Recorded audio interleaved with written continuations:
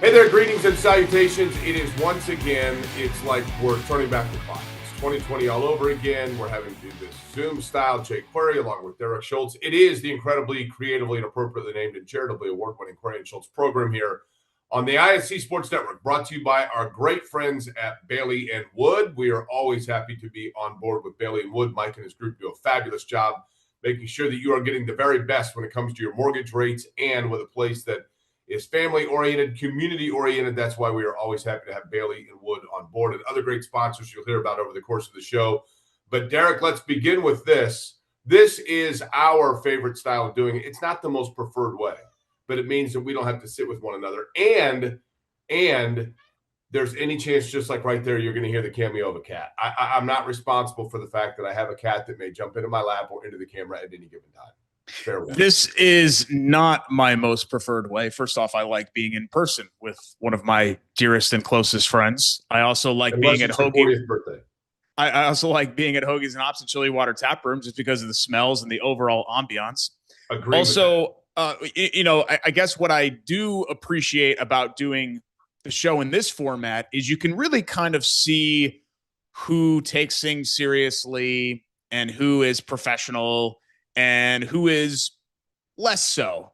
Like, look at this beautiful setup. I'm centered. I have a wonderful microphone, so I'm able to get clear audio to you. I have my headphones on, just a professional. The lighting is great. Look, I've even got my ring light here, so I've got studio lighting for here. And here's Jake in his 2-bedroom apartment where he lives alone with his cat in a dark room, almost looking like somewhat of a hostage situation, or you're about to be in interpretive dance or something. What is it? All black? But buddy, I'm just busting. This is what best friends do, right? They rag on each other a little bit. I'm glad that you were making time for it. I don't have to have professional setup within my residence because I professionally do this for a living and have people typically that I go places and I have it all set up for me. So I don't have to do anything. I'm a little worried about the forehead light, though, because look at all the light that it puts on my forehead. It's a little much. It's probably a little much. Well, yes, admittedly, I'm in like a kitchen situation, and because here's the thing: I've got to go the place that has the least chance of a cat jumping into the lap. That's my problem. It's all good. We don't mind the boo cameos and the meowing. And if I blink 3 times, it means to send in the authorities. Oh my God. Let's get this thing started, though. I know it's a little awkward, obviously, with the snow situation and with our crew and with our friends at Hoagies and Hops. We kind of punted on the in-person show for this week, so wanted to still get over to you because that's what we do, and we have a responsibility to get this show out once per week. So we appreciate you guys kind of rolling with the punches here. But as much as as we exit the fall, it's been an interesting year because we had the Colts and then into IU, which we're not used to having, right? We're used to the Colts missing the playoffs because that's what the Colts do, but we're not used to being able to kind of carry football season into January, and that's what we've been able to do over the past couple of weeks. But now we've sort of reached that break point, and the Pacers, we'll mention them coming up later on the show, really aren't a topic right now. I was hesitant to kind of go too far into IU and Purdue because they technically play tonight. In fact, they're playing right now as you guys are probably watching the show. If you're watching it, the live stream of the show. So I thought it would be interesting. I saw a topic that I know is near and dear to Jake's heart, that he's very passionate about and very excited about as well. And I thought, this would be a perfect topic A, is what we call it in the business, for today's show. Do you want to guess what it is? It's something that was in the news in Indianapolis yesterday, Monday. We got a bunch of snow. Well, no, but it's sports related. So yes, the snow was in the news. And an event, possibly hosting an event in Indianapolis. I actually don't know. The Olympics. NFL draft. Yeah. Your favorite event. So what better way to bring 8.7 million people here over the course of 3 days who are going to spend $2.4 trillion into our local economy than hosting the NFL draft? I should have known this, but yesterday I had an abbreviated show because the Pacers got moved to 1:30, oddly enough. So I did not see this. What year is there now speculation? So there's no, it hasn't gotten that far down the road. But what happened was, and I know that you saw this because you talked about it on your show. So the NFL extended the combine contract, right? So now through 27 and 28, Indianapolis will remain the combine's home. By the way, just a related side note, I'm starting to think that if the NFL could realistically replace the NFL combine in a different city, they would have done it already. I'm starting to feel like this whole year-to-year thing with the NFL combine, I think they're just keeping it here. I mean, we've been hearing for 10 years about how they're going to move the NFL combine, and they never have. It's been the last year for 15 years, yes. So in the wake of that, Chris Gall, who I know you and I both know, of Visit Indy, said that when NFL executives come back into town next month for the combine, the folks at Visit Indy, the folks at Sports Core, and the CIB, Capital Improvement Board people, are going to tour them around several sites that could potentially host the NFL draft. So essentially, they're going to make their pitch to the NFL when the combine is here in town. Hey, this is why Indianapolis should be hosting the NFL draft. Because we've seen it in Midwestern cities or Midwestern adjacent cities already. This is the biggest no-brainer ever. Because we know factually, without question, that if you host the NFL draft at the Indianapolis Motor Speedway, it will outdraw. You will see more people than what you've seen at the Indianapolis 500, right? By double. Interestingly enough, Chris Gall mentioned 3 sites to the Indianapolis Business Journal, and none of the 3 were the Indianapolis Motor Speedway. I wonder if that's because the Indianapolis Motor Speedway would create immediate, tangible evidence that there are not 300,000 people there. Well, and we're still like early in the process. I'll be honest with you. I am very underwhelmed by the 3 sites that they gave out. What were the 3? Military Park. Okay. White River State Park, which is, fine. White River State Park's nice. And the south side of Lucas Oil Stadium. Ugh. Like, what are you gonna? Here's NK Hurst Bean plants. I mean, come on. Are they going to be able to accommodate the 400 to 600,000 that show up for day one? I just think, look, I love Indy and air quotes. Sure, and our city organizers are smart people, and they're way smarter than me, and I know that they're going to think this through. And this has been a process. This is not the first time the NFL draft has been on the radar. I think they've been thinking about this for a long time.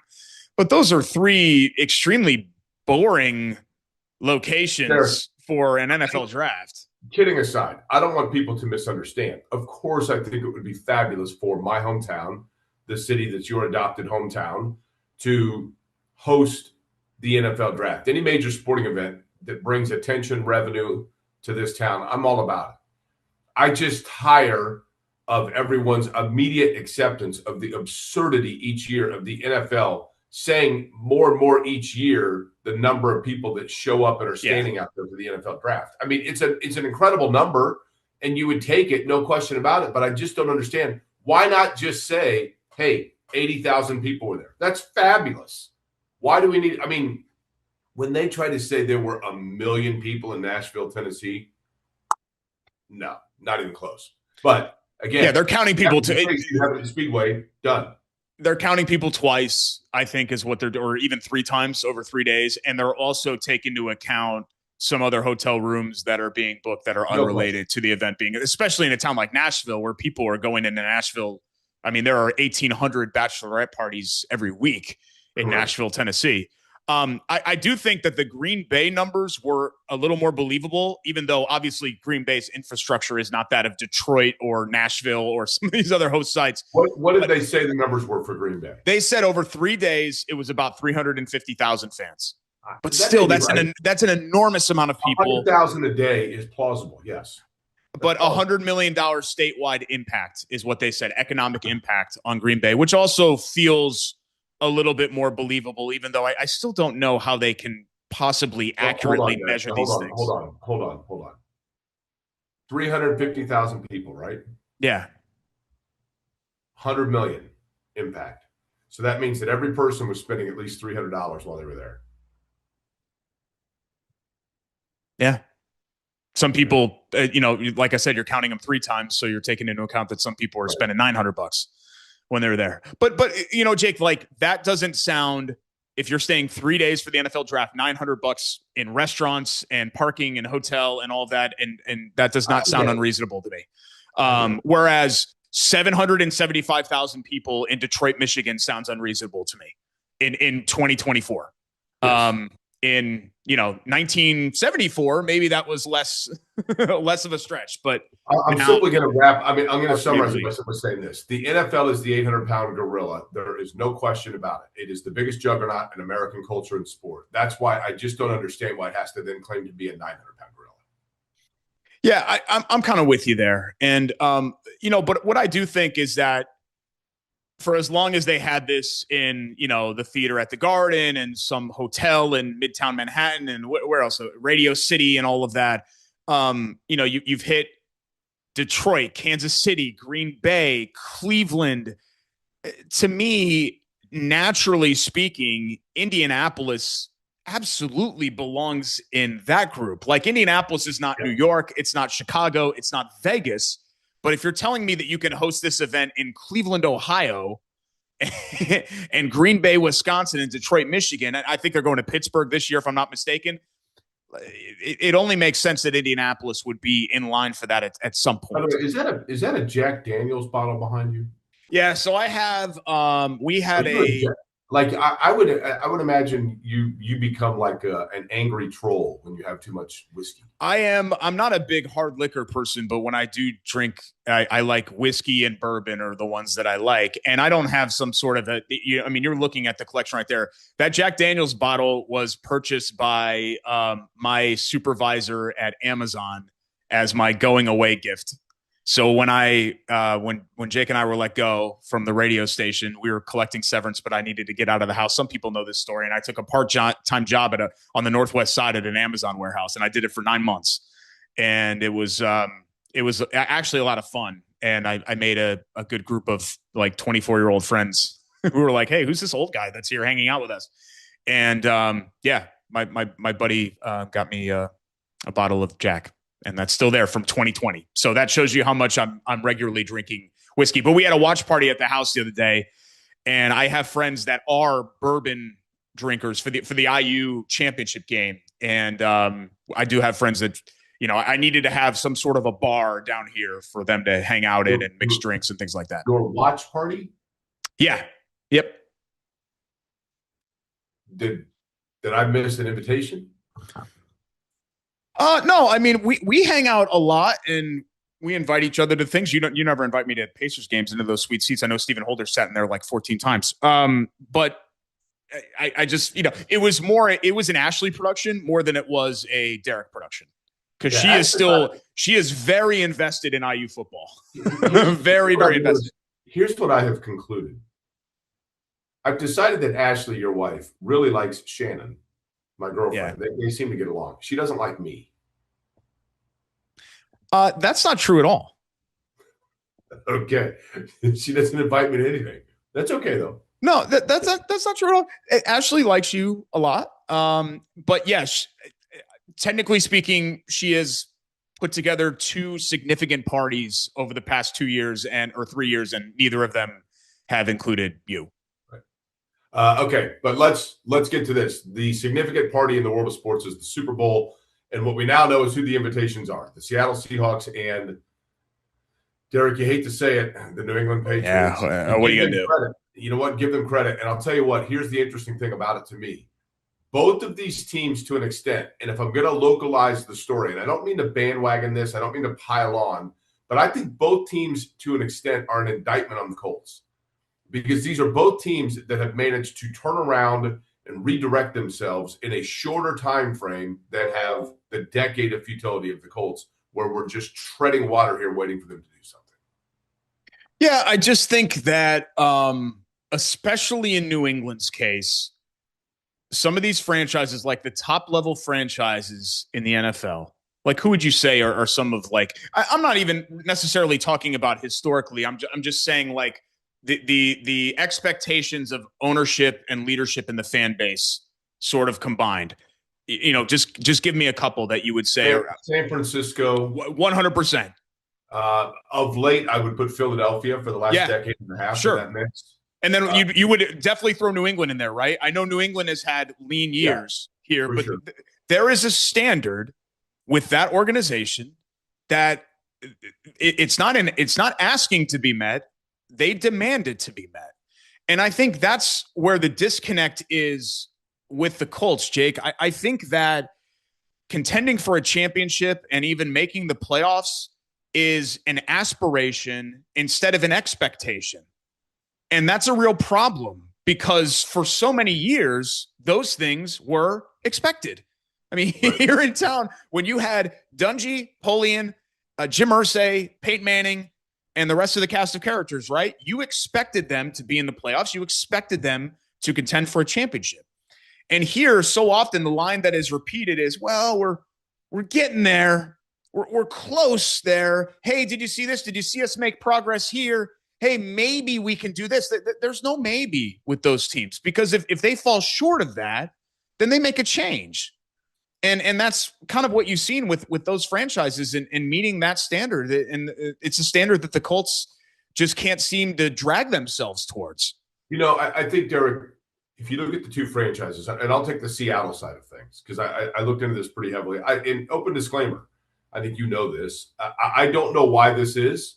I've always kind of liked the Seahawks. I think we all have that team that is the team that deep down you're like, yeah, they're cool. If my team's not playing well, whatever. I've always liked the city of Seattle, and I've always liked the color scheme. When I was a kid, the Seahawks were always on TV, and I loved that uniform. So I've always kind of liked the Seahawks. But that defense, Seattle has the kind of defense that Chris Ballard would aspire, right? And that defense has been acquired almost not entirely, but largely due to really sound draft picks in the early rounds of the draft and hitting on it and not having to completely every single 3 years reinvent who you're trying to make work on the defensive line pass rush scheme. But in addition to that, they have offensive players. You look at it, they got two backs that are both very good that are not maybe game-changing backs, but the combination of the two I think are very effective. But within first 3 rounds, selections to get those guys going, an elite level receiver they hit on. And then in the end, the final piece they needed was quarterback, and credit to Sam Darnold and credit to the Seahawks of saying, you know what, we're going to take our chance here. And so far it's worked. Now, Daniel Jones may be that guy. That may be Daniel Jones.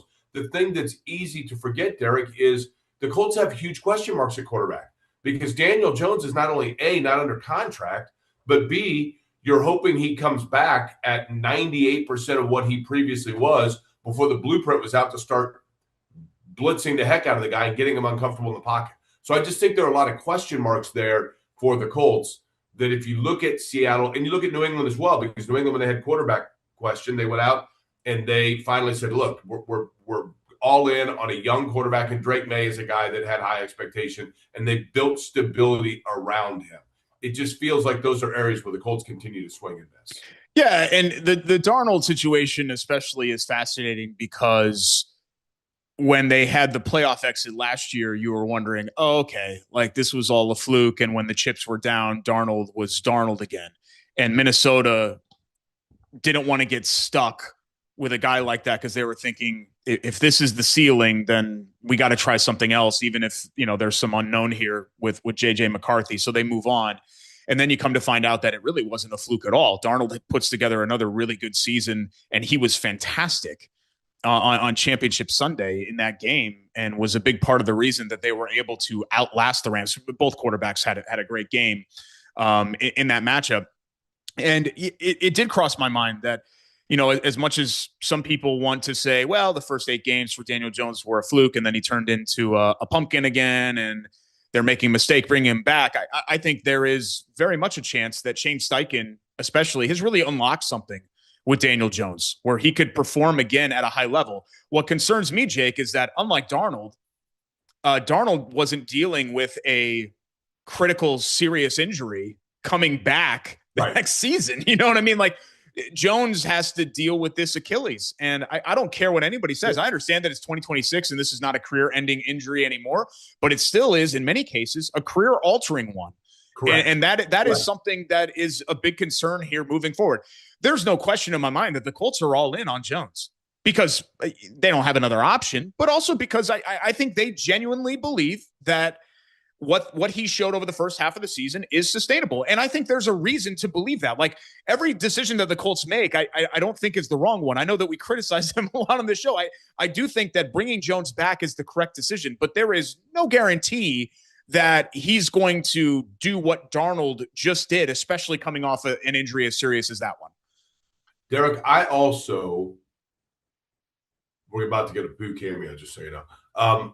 My Sweet. One thing, if I'm a Seahawk fan, I would be concerned that Sam Darnold is due for a two big meltdown game. I hate saying that. And that's I'm not giving him enough credit because he has played very well. And maybe for the first time, he's in a good situation, right? He was in a good situation in Minnesota, but he kind of melted down there towards the end, pardon the pun, based on the current weather conditions. But it just he has played very, very well. And that would be the one thing that it seems as though the one consistency has been inconsistency. But I'm not – this almost reminds me of – I don't know if I want to say like those mid-90s Super Bowl matchups.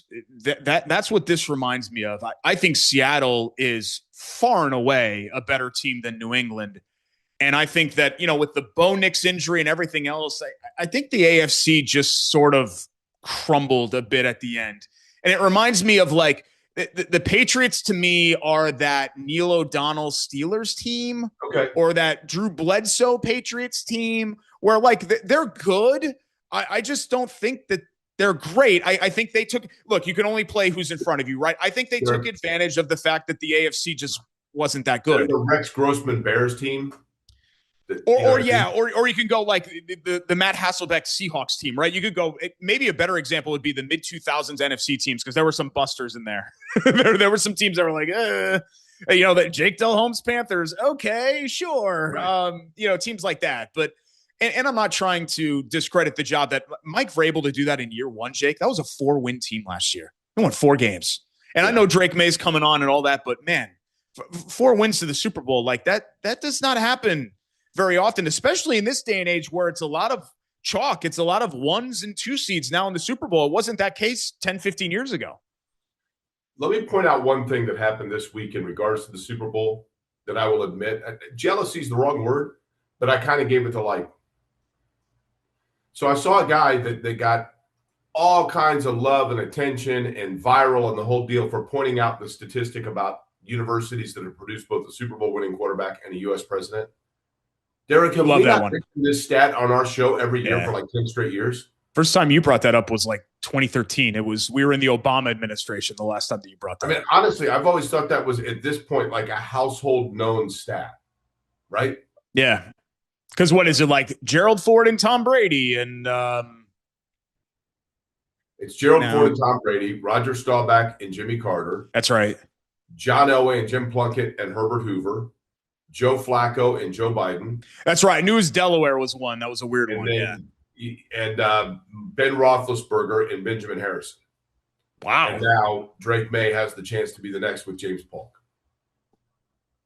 Wow. Okay. Yeah, that's pretty cool. There is no Sam Darnold, USC. There is no president from USC. So there you go.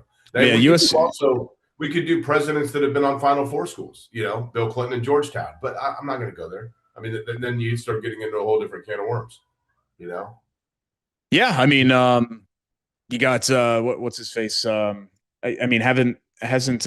Penn been to a Final Four? I'm assuming Penn has produced a president. Yes. Yes, President Trump went to Penn. Oh, really? I didn't say that assuming that it was Trump. I didn't know Trump went to Penn. Yeah. Okay. I did not know that. Wow, he learned something. To the Wharton School of Business? I'm sure he went to Penn. He went to the Wharton School of Business, right?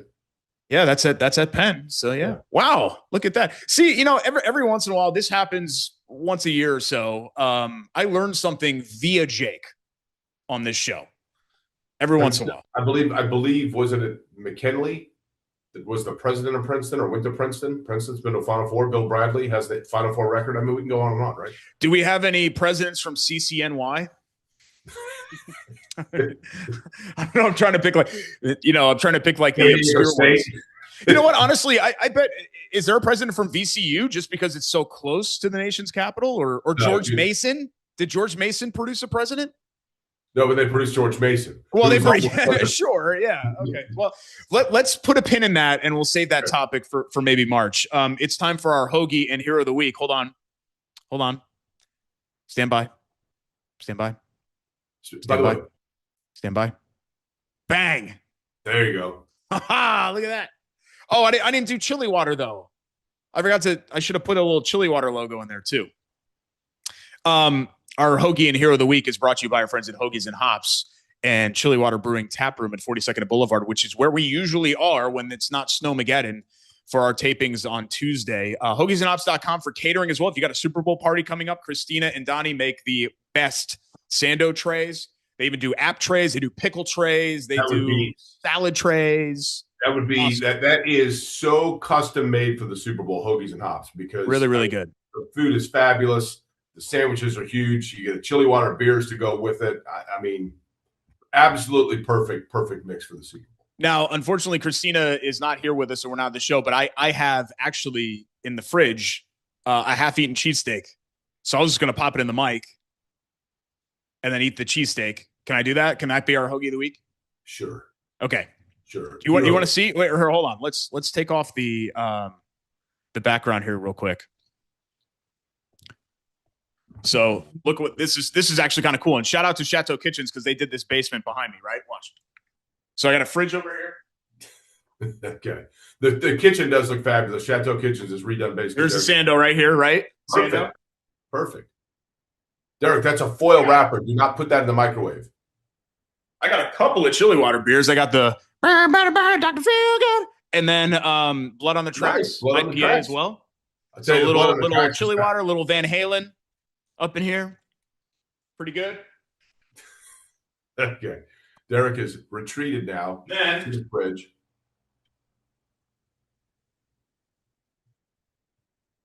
We're waiting. Look at that guy. Yeah, that's fantastic. Little cheesesteak. That's even cold. Even cold, it's good. Even cold, I don't even mind. Chili Water Brewing. Let's do the Blood on the Tracks. Because I went over there to help Christina and Donnie clear their sidewalks. They're just awesome partners, and they were. Derek, you are the hero of the week because I saw Christina post a picture of you with your snowblower helping clear out Hoagies and Hops. It stinks because I wish there was another term other than snowblower, because to go through and be like, hey, I blew the whole, or I snow blew the whole neighborhood. It doesn't sound right. But I snowblowed the neighborhood. The entire upper half of my block I took care of. We have some. How long does it take with a snowblower? Well, I have a little battery powered guy. So once you get past like half a foot of snow, it gets a little dicey, but it's still better than shoveling. The battery charges last about 30 minutes in heavy stuff. So then I have to charge it for 30 minutes. So it's a lot of stopping and starting. But we have an elderly neighbor that actually Miss Pat, who's awesome. Her family segregated the neighborhood back in the 60s. That's how long she's been in the neighborhood here. And then, so I always do her driveway. And then we have another elderly couple that's well into their 80s. That is a couple houses down. So I do theirs. Then we have a divorced mom that's catty corner over here. That's like 5 feet tall and like 100 pounds. And I saw her one out there with a shovel. I was like, hey, like I'll take care of the driveway there, even though she has a boyfriend now. And he did a lot of the heavy lifting when it came to that. And then we just started going block by block and doing the street. I mean, it is kind of fun. You know, yeah. I hate saying this. One of my favorite things about wintertime, and I will give Derek, I know that it's easy and everybody jumps on and piles on and like, oh, the roads, man, they haven't even been touched.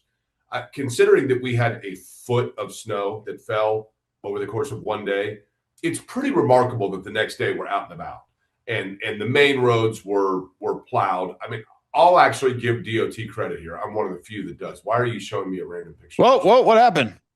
I don't know. My camera just shut off. I don't know why. Anyway, having said all that,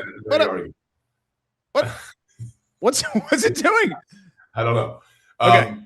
I was bummed out because I was driving. I got out and about on Sunday when it happened. I got out Sunday night, and I went to go get groceries for neighbors because I have a couple of elderly neighbors. And, hey, do you need anything? So I went out about 5 o'clock, and I saw 2 cars stuck in the snow. And my favorite tradition growing up is getting out and you tag team it, and a bunch of strangers, absolutely, people out of the bank, whatever.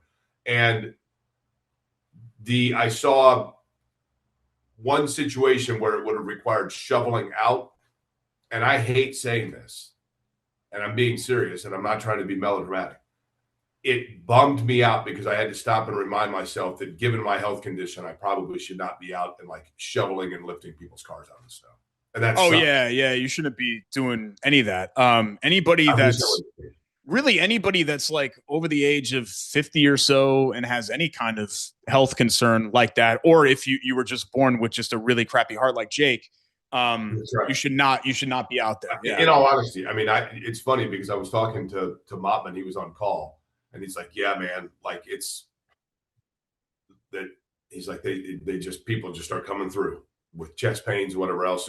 So please be careful, and if you have a spry, willing neighbor with a snowblower like Derek, take advantage. By the way, it's great. You mentioned putting a tack. Would you say put a pin in something? Why does it keep showing your picture there? I don't know. It's a really good photo of me. I'm gonna do a show and tell here real quick. My hair looks great. Hair looks really great there. Hold on. Yeah. You mentioned putting a pin in something. This is one of my Christmas gifts. Can you see this? Yeah. It's all the places you've traveled. So this is Shannon got this for Christmas, and this is all the places we've traveled. Isn't that cool? Fun? Just together? Yes, just together. It just has to be a trip that we've taken together. So you don't have anywhere that you went with Christina 15 years ago or anything like that? Okay. Well, nice to know you're now off the list. Oh, no. I'll take that out in post. Let's I think when we shift over into the basketball conversation again, I want to be careful about the IU Purdue stuff because that's going on probably as you're watching this right now. So I don't want to take too much of a deep dive in there. But, Indiana bouncing back with a road win. Purdue had a really rough week last week. We'll talk about that coming up here in just a little bit. But, Jake, here's the fun of the production. I'll let people behind the curtain. Hold on. I'm going to give my hero of the week, Derek. Oh, I don't think I gave mine either. You gave it was me. I'm the hero of the week. No, my realistic one, Finley Woodward from IU Indy. Finley Woodward from IU Indy, 22 points, 9 assists, 6 boards. But they had a huge win at IU Indy, and we'll talk more about it coming up in our IU Indy Jags report. But I'm telling you, this system that they run at IU Indy, it's taken a while for them to figure it out. This new fast-paced system that Coach Howell wants to do and the way that they want to play there for men's basketball, they got off to a slow start, no question about it. But that's a huge win they got over Oakland, who's one of the best coached teams in the league, a top 2 team within the league. They get that win, and Finley Woodward guides the way with a stat stuffer game, and they're starting to figure it out a little bit. Now, I mean, they're laying the groundwork for moving forward, but that is my hero of the week because that was a fabulous performance and a big game for them. They are starting to come around. Good job. You got stuff in your mustache. That's great hair, buddy. It looks like food, but these little hairs up here. Yeah, it looks like I've got stuff. Losing the mustache. Losing it? You really want that? Yep. It's actually the trade-off for having a beard is that I have really sexy lips. So, you can't really tell.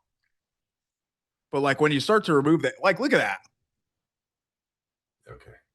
You could tell when it's clean shaven, you could tell they're just very full and voluminous and the whole deal.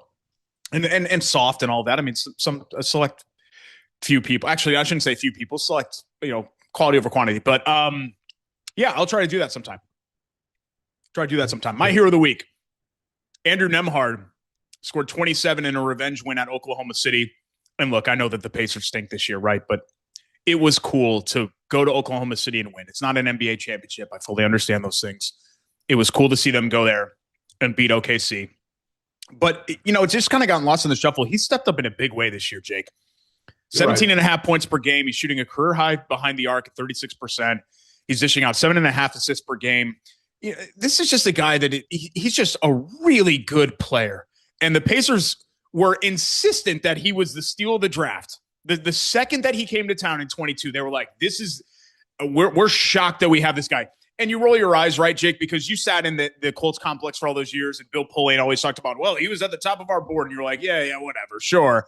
But really, with Nembhard, they were 100% right about him, man. He is a frontline NBA player on a championship level team, and I think that's the highest compliment that you can give somebody like that you would not categorize necessarily as a star level, certainly not an all NBA level player. But Andrew Nembhard is really, really good. Yeah, and I agree with that.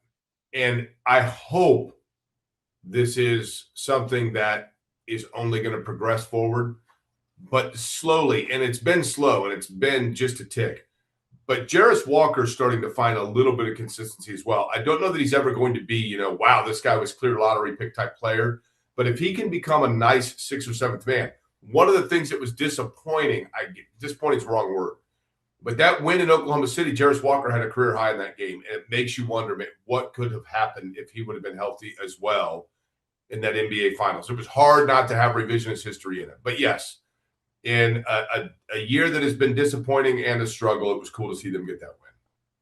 We come back here on Query and Schultz, presented by Bailey and Wood Financial Group. We'll dive into the hoops conversation. We still have our quick hits. We've got our IUND Jags report, Chateau Kitchen's Buy It or Bull Bleep to get to a virtual edition of Q&S. Stick around here on the ISC Sports Network.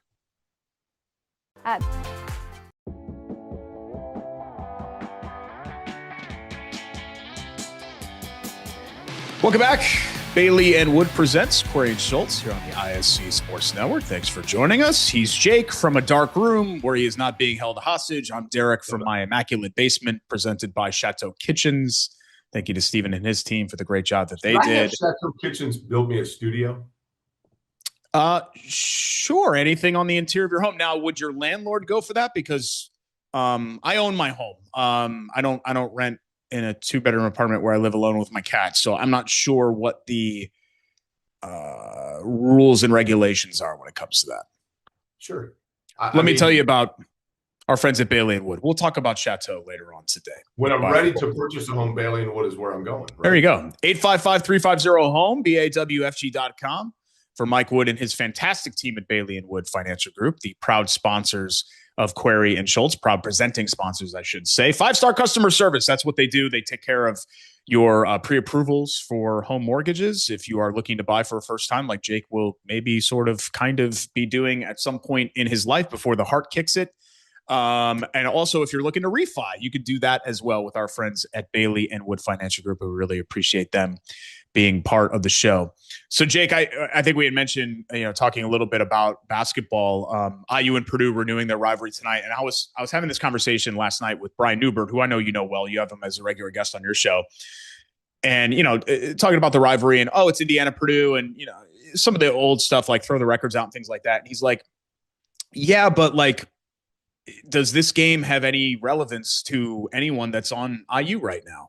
And I thought about that, and I was kind of like, hey, you're probably kind of right, because I think everybody there knows that this is sort of a 1-year thing for this group. They don't have a ton of guys from Indiana that are. Sicily would be the big one. Sicily would be the big one, yeah. But it's not like Fletcher Lawyer, Braden Smith, Trey Kaufman-Renn. There are a lot of guys, Jack Benter, that are from the state of Indiana that are on the Purdue team and have been through a lot of Indiana and Purdue games over the years and understand the intensity of it. Now, I'm not saying that to like discredit Indiana by any means. I just think that that's the world that we live in now in college basketball. These rivalry games you have to approach differently, because it's not guys that have been there 2, 3, 4 years and been through these wars and been at Mackey and been at Assembly and understand what it means to the fans.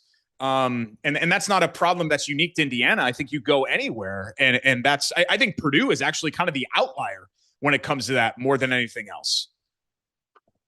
I think, Derek, it's been an interesting year for Indiana because they've been in flux. And it's an interesting year for Purdue because I think there was this huge expectation, obviously, and I still feel that they're going to meet it in terms of what Purdue can be. But Purdue of late, let's get to this in a second, but, this game, and I realize it's happening as we're speaking here, basically, but Indiana, the roster is hodgepodge, and it's very easy to forget that Darren DeVries had to essentially just kind of put together. I mean, it's really remarkable they were able to put a roster together.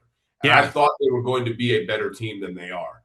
Now, part of that is because Tucker DeVries, I think, has struggled. He has feet made of cement. And if he can't get an open look, he can't really create his own shot. And I think he struggled with the athleticism of the Big Ten. Having said that, one area that Indiana has a strength, I really like Wilkerson because he's a lightning in a bottle shooter.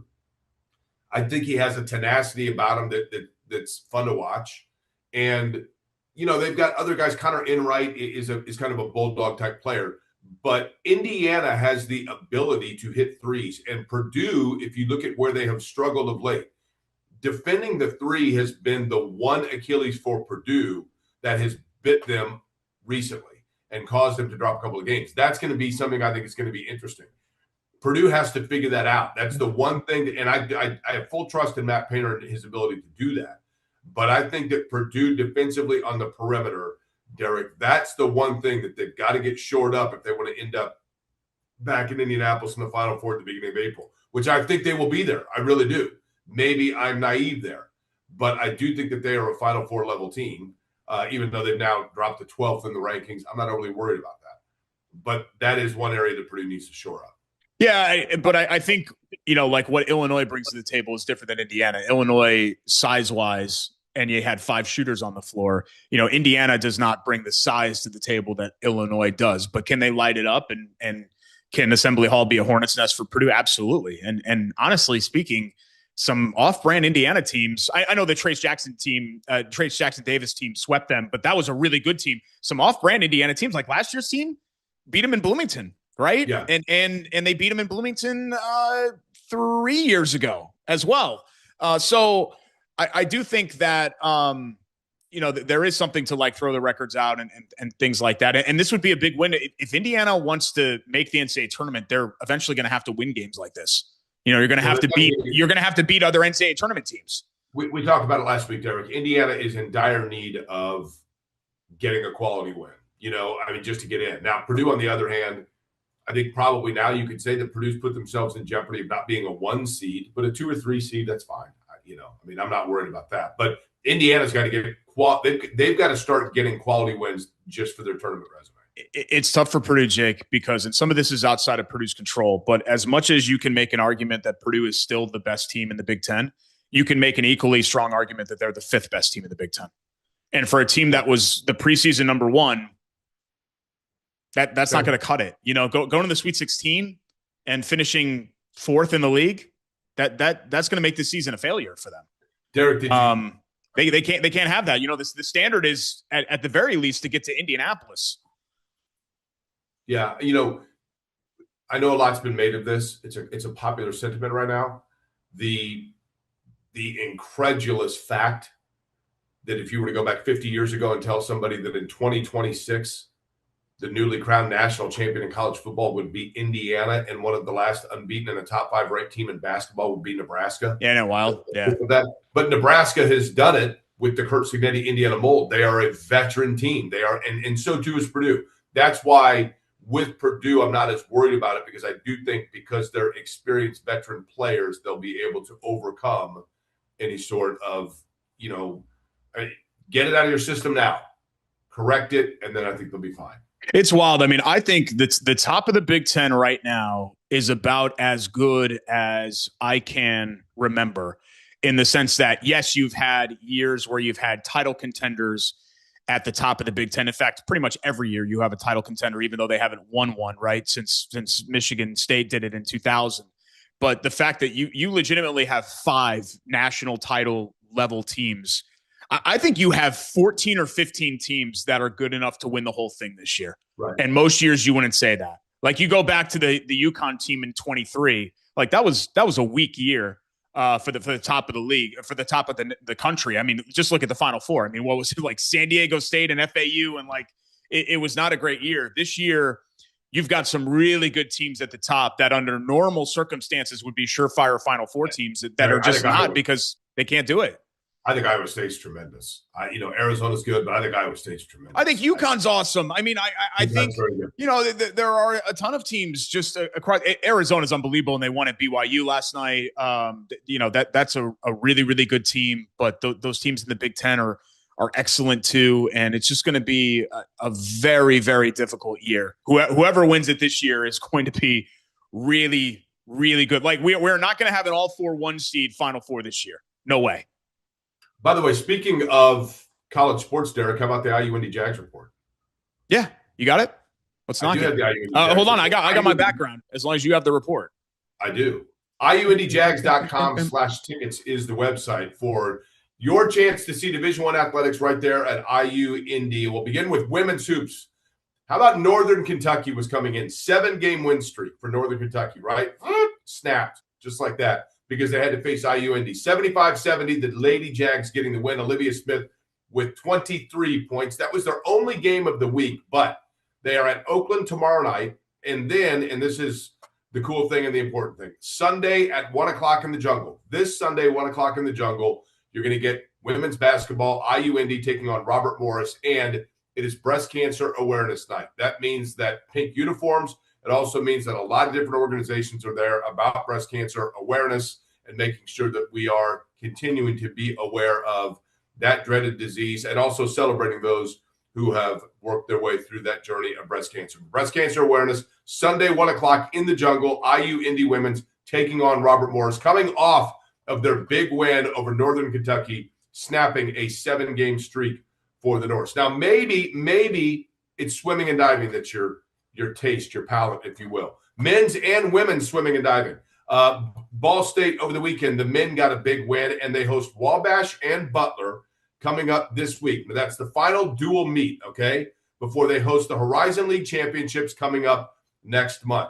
This is all going to be taking place, by the way, if you want to be there for Senior Day on Saturday at noon. Doors open at 11, but if you come out to watch swimming at the Natatorium, world-class facility, Saturday, doors open at 11, swimming getting underway at noon, and it's a dual meet. You see a lot of local and statewide athletes. In addition to that, you get a free pizza, you get a free T-shirt, all of it part of Senior Day, and a free towel if you're there on Saturday at noon, doors opening at 11 at the Natatorium. And then men's hoops, you heard us talking about a huge win over Oakland. That was a big win. We mentioned Finley Woodward had 22, 9, and 6. Kyler DiAgostino continues to play well. He had 21. He's been a leader for them all season long. Jackson Edwards, local product, Cathedral High School, 20 points and 9 boards. And McGuire Mitchell, congratulations, Horizon League Freshman of the Week with 13 points and 4 rebounds, 4 assists in that win over Oakland. Huge win for the Jags. Now, they have a game on the 25th. They had a game, I should say, on the 25th, which was postponed because of the exact reason why we're doing this on Zoom. That means their schedule's changed just a little bit. They've got Robert Morris coming up tomorrow night in the Jungle. That's Robert Morris tomorrow night in the Jungle. Then Youngstown State on Friday. And then on February 10th, they're going to be playing, and Purdue-Fort Wayne right now looks like it's going to be on the 28th. That's a makeup game. So schedule changes just a little bit. You want to make sure to go on the website, get your schedule, and get your tickets, IUIndyJags.com/tickets. Would love to see you at the Jungle. Would love to see you at the Natatorium. Division I athletics right here in Central Indiana. And I'm telling you, the basketball team's starting to figure it out on the men's side of things. And in particular for next year, they get players in knowing that system. I think it's going to be something fun to watch. Yeah, I agree. IUIndyJags.com/tickets for more info there. Dun, dun, dun, dun, dun, dun. IUINDY. We come back on the show. Quick hits. We still got Bader Bowl Bleep to get to as well. Going to be fun. Don't you go anywhere. It's Corey and Schultz, ISC Sports Network.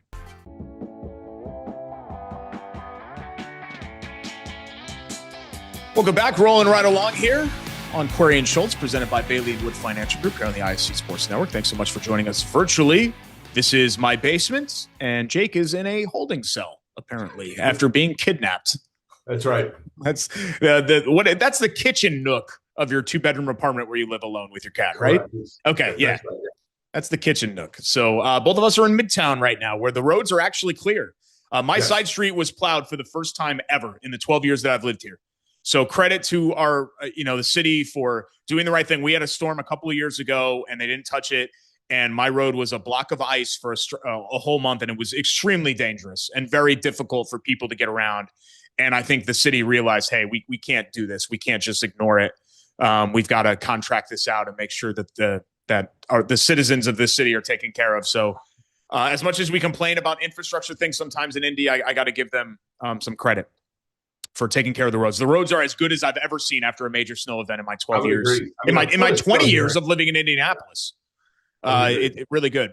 A couple of quick hits to get to. Did you see this? Frank Reich back in the mix for the Jets coaching staff after a successful one-off season with his buddy Andrew Luck in Stanford. Reich being courted by the Jets to make a return. The report is he could be an offensive analyst, but that would include handling the play calling duties for Aaron Glenn's team. The Jets' current OC, Tanner Engstrand, is not expected to be given the play calling duties next season for the team. So maybe Reich is that guy. And some folks in Indianapolis are going to roll their eyes at that because Reich, people busted his chops a lot about the play calling, but I think the play calling for the most part was pretty good. I think he made chicken salad out of what a lot of the time. He also was working with the quarterback that wasn't the one that he necessarily wanted. So you got that. That's true too. Yeah. Congratulations to the Purdue women. They snapped a 9-year, 13-game losing skid to IU over the weekend, finally beating the Hoosiers 80-69. Step in the right direction for Katie Geralds as she tries to build that program back up. Terry Morin's young team has really bottomed out this season. IU's had a string of very successful seasons and making the NCAA tournament, and they went to the Elite Eight not that long ago. They're 0-9 in Big Ten play. They have not won a game since before Christmas, December 21st. So, sometimes that happens, Jake, right? Like sometimes you have seasons like this. Bob Knight had the season on the brink, not to say that Terry Morin is Bob Knight, but I do think that her track record suggests that you let her and her staff navigate this, right? And then kind of keep moving forward. That hopefully this is just an aberration for them. And hopefully, again, that this is a step forward for Purdue. I mean, that program has a lot of history and tradition of, they're a national champion, for God's sake. But making Sweet 16s and Elite Eights and winning Big Ten championships and Big Ten tournaments. And they've been down for a long time now, kind of going back to the late Sharon Versup years where, Purdue probably should have moved on from her several years before they ended up doing it. But hopefully this is a step in the right direction for them as well. Actually, the other thing in my quick hits was that the Indy roads looked a lot better. They do. We actually just talked about that. So that's snow blowing them. That is the quickest of quick hits.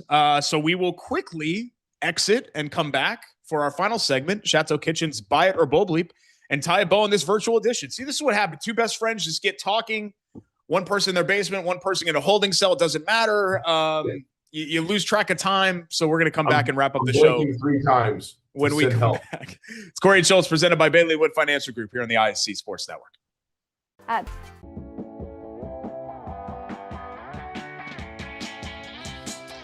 for a final time here on Corey and Schultz, presented by Bailey and Wood Financial Group here on the ISC Sports Network. Alongside Jake Query, I'm Derek Schultz. Time for Chateau Kitchen's Buy It or Bowl Bleep. I have a prop for one of my Buy It or Bowl Schultz. Hang on. Proceed as you were. I'm going to grab it. Okay. Well, I got my background up. Chateau Kitchen's and the entire team there, led by Stephen Moore, their team of builders, designers, carpenters, the whole deal. They are in the business of in-home transformations, anything on the interior of your home, whether it be a kitchen, Chateau Kitchens, right? A bathroom, a basement, a wet bar. They've done those first 3 things for me. And I guess technically a wet bar. Down here, there's a sink and there's some, Jake was pointing out the bourbon and whiskey collection as well. Chateau Kitchens can take care of that for you. ChateauKitchens.com to commence your in-home transformation and home improvement project. And you can look on their social media accounts at Chateau Kitchens on Instagram, at Chateau Kitchens on Facebook for the before and after pictures, and see for yourself. I mean, the incredible, incredible work that they do. What we do with Buy It or Bow Bleep is I give a statement. Jake and I go back and forth with Buy It or it's Bow Bleep. Statement number 1. I'm not sure if you saw the awkward championship celebration where they brought John Mellencamp up there. It was -5 degrees. Tried to do a Hurt So Good sing-along. It did not go well. But you know what? It doesn't matter. They're national champs, right? As a follow-up in 2026, I love what Kurt Signetti had to say about, hey, Chapter 3 begins tomorrow, and I fully believe that he was in there the next day at 5 a.m. looking at film. IU football will again play in the Big Ten championship game next December. Buy it or Bow Bleep? I will buy it because I think their schedule is favorable, number 1. And number 2, Derek, I am past doubting their next level of feat. You would be a fool at this point to do so. Yeah, and that's why I'll buy it as well, but with the caveat of we just don't know. We're not going to know on January 27th. We're not going to know on August 27th, to be totally honest with you. Josh Hoover coming from TCU is a different kind of quarterback than Fernando Mendoza. I mean, you know what I mean? Yeah. I don't know that he's as mobile. We'll see how that works. They've lost some pieces, but I do like they're bringing back 4 of their 5 offensive linemen. So I think that helps as well. And there's some continuity there. But I will say this. If there is a landmine, if you will, for Indiana moving forward, is that Indiana has been, and part of this is just the program and the coaching staff and the culture, right? Indiana has hit on the transfer portal on almost an unsustainable success rate. Right. And you know, like just in life with the way that the portal is, you're not going to hit on 90% of your transfer portal guys 90% of the time. Like that's simple math. That is not going to happen. And so eventually somebody's going to come to Indiana that's just chasing a check and you think is going to buy in and they're not going to buy in. And that's going to create a problem. Now, I'm not saying that's going to happen immediately, but Indiana is going to have to navigate that because there is no JMU transfusion that you could bring in here of all these guys that are hungry and underdogs and all of that, because Indiana's not in play for those guys as much anymore. This is a whole new ballgame for them. Think about this. If you think about Elijah Surratt and D'Angelo Pons and, you know, all the players that came over from JMU, you know, the backs, like how good would that team have been if those guys hadn't left JMU, right?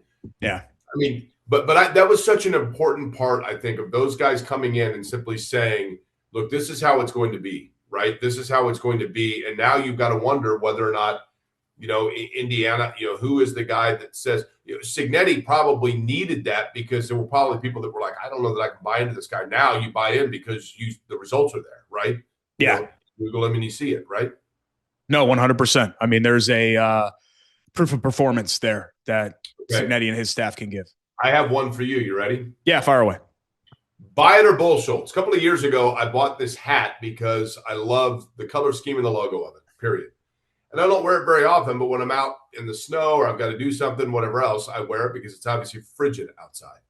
So as we continue in this polar vortex, buy it or bullshit, I will be wearing the hat of the reigning Super Bowl champions next week. Buy it.